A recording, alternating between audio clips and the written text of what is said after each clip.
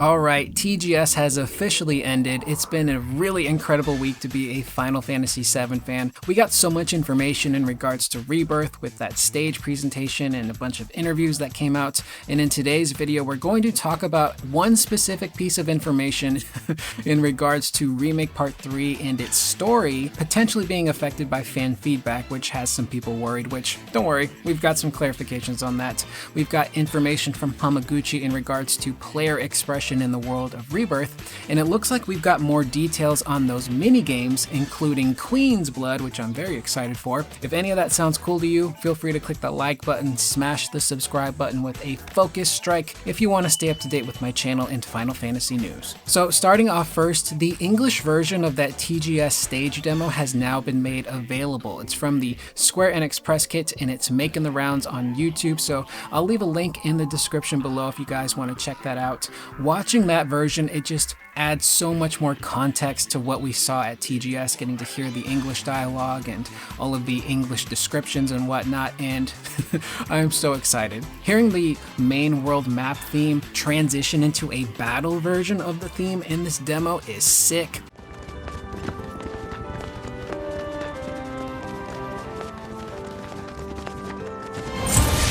Do this fast. Do it! Getting context in regards to the Chocobo farm and what's actually going on there. The gist of that is that the party needs a Chocobo to cross the swamp, but they don't have the money. So Chocobo Billy suggests that, hey, we had a Chocobo escape our farm recently. If you guys can track it down and find it and bring it back, you can ride him and get lessons for free. Hearing Chocobo Billy refer to Cloud as Pops is awesome, and seeing Cloud sneak up on the Chocobo and hearing the sneaking music in the background and watching the cutscene that played out afterwards and how Aerith looks at Cloud and then looks at the Chocobo and she's like, yeah, you guys do kind of look alike.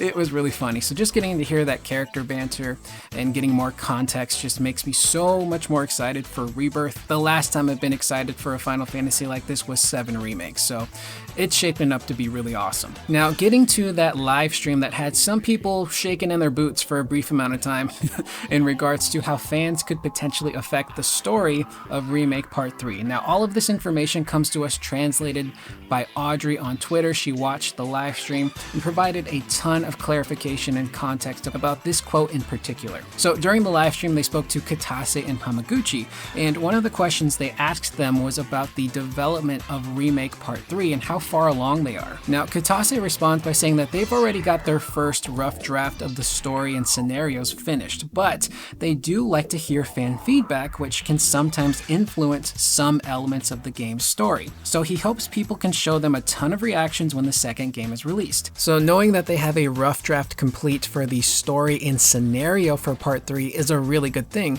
because that means that after Rebirth, they can move directly on to Part 3, which means that we could be looking at that game coming out much sooner than our wait between Remake and Rebirth. And as far as assets go, you're going to be pulling a lot of your assets from Remake and Rebirth to begin with, so you don't really have to build too much on new stuff, other than new enemies and of course expanding other parts of the map. But when people heard that last line about the fan feedback, that's what caused them to kind of freak out a little bit.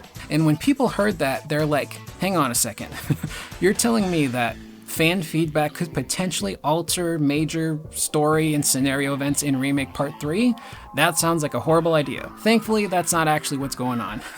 Audrey went on to clarify comments further, and she even posted the audio from the interview. And in the interview, everyone's talking, they're just laughing and having a good time, so it doesn't really sound like it's all that serious. But the full quote is, however, I mentioned this before, but once we release a game, we like to see everyone's reactions, and the feedback helps us with some elements in the game. So once Rebirth is released, perhaps player feedback might also change some ideas we have written down.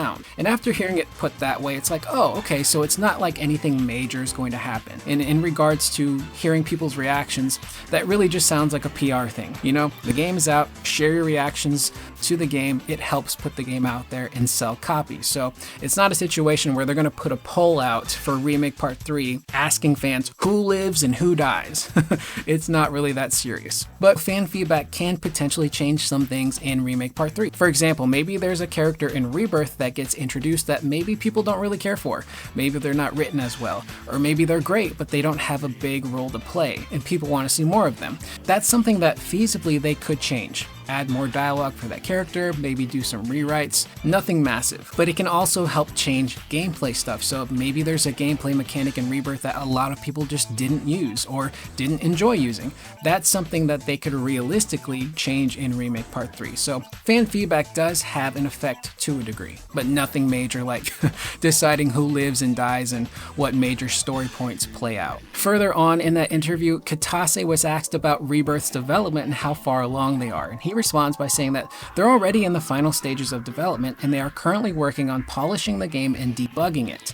He says they can already see the game nearing completion, which is awesome. Again, this game comes out in February, and based on what we're seeing, it looks incredible and seems to be relatively bug-free already, which is incredible when you take into account that the build of the game that people were playing at TGS, as well as the people that got to play for the hands-on preview, that's an older build of Rebirth. It's been around for a very long time at this point, so if that version of the game is running relatively well, I can't imagine what the final version is actually going to look and play like. As long as there's no doors that refuse to load their textures, I think we're on a good track. Now, going a little bit further, Hamaguchi really talks about the player expression in Rebirth. He says, you have a lot of player choice that allows you to control how you want the game to play out, whether you want to focus on the main story or the side quests. The concept of player choice is also carried over to story elements, such as who you get to go on a date with during the Gold Saucer Ferris wheel scene. He hopes that this player freedom and choice allows for a better and fun experience with the story,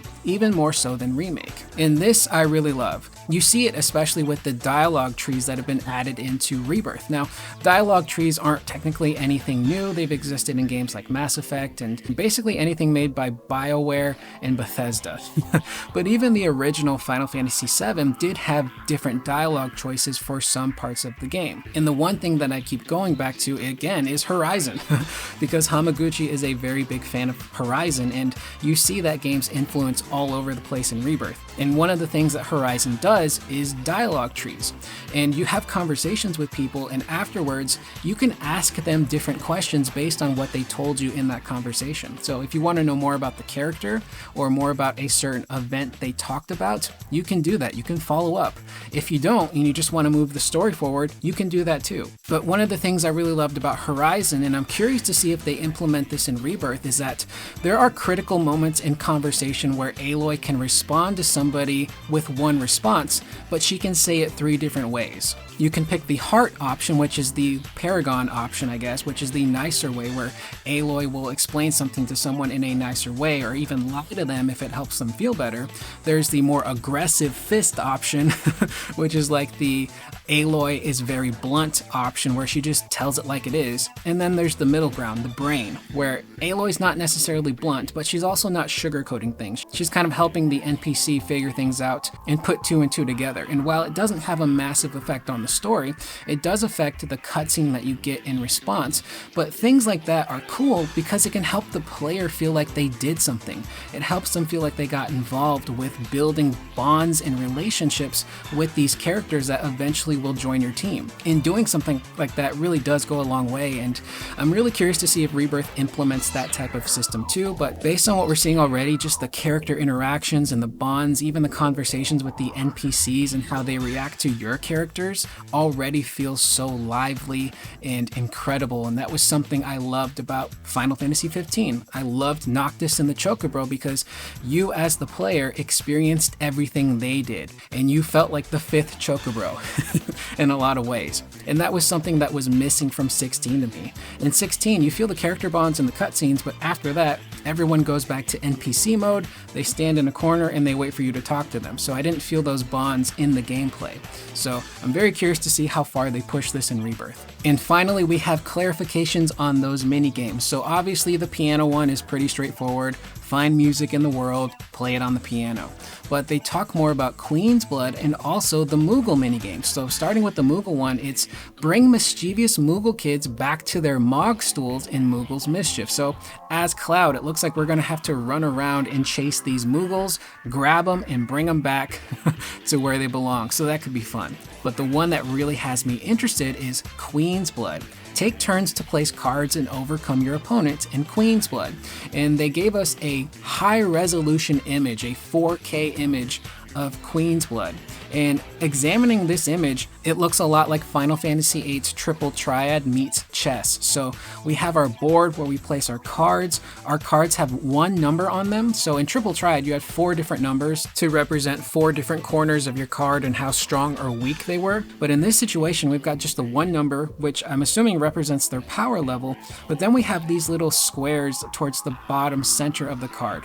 And this, to me, it looks like where chess comes into play. I think those are indicators showing us where and how far our cards can actually attack. So the security guard, for example, if you place him, he can attack to his left, his right, above, and below, but just by one square. And you look at the sweeper has a C formation, so I think that's where the chess aspect is going to come into play. And it even looks like you have little chess pieces on the top left of the card too, like these little pawn indicators on some of the cards. So Queen's Blood looks like it's going to be a ton of fun. I know I'm going to spend countless hours playing this game. I love Triple Triad. I wasn't really much of a chess player because I wasn't smart enough to learn how to play chess. I just know it as the game with the castles and the horses, and that's about it. But if you can find a way to sneak Triple Triad in there, I will definitely give it a shot and probably end up having a lot of fun. So with that being said, that is the video. Again, it's another long one. All of this TGS info coming out makes for very long videos, so I apologize for the length, but that is the video. Let me know in the comments down below, how do you guys feel about all of the news that we got? Have you checked out the English version of the TGS demo? What do you think about the story and fan feedback remarks from Katase? And what do you think about Queen's Blood? Queen's Blood looks like it's going to be awesome. I am Curious Corduroy. I will see you guys in the next video. Please remember to always be excellent to one another.